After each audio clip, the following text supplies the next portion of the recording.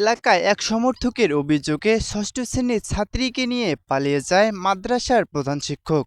এ ঘটনায় এলাকায় চাঞ্চল্যের সৃষ্টি হলেও মাদ্রাসার প্রাঙ্গণে আগুন জ্বালিয়ে দেন দুর্বৃত্তরা।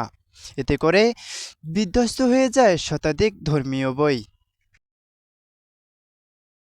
যে কাজটা করছেন এটা খুব জঘন্য। শিক্ষক যদি নিয়ে গেছেন এবং ছাত্রী দিয়ে খুব খারাপ লাগতেছে বিষয়। কাজ করে থাকে, এটা অত্যন্ত জঘন্য কাজ। এর জন্য ওর শাস্তি হওয়া দরকার।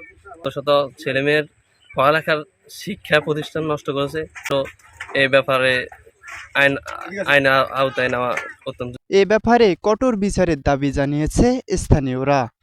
আলহামদুলিল্লাহ, মান ভালো ছিল, এখন হঠাৎ করে দুর্ঘটনার কথা আমরা তো বললে প্রতিষ্ঠানটা যেন সামনে আর এই ধরনের কিছু না করতে পারে।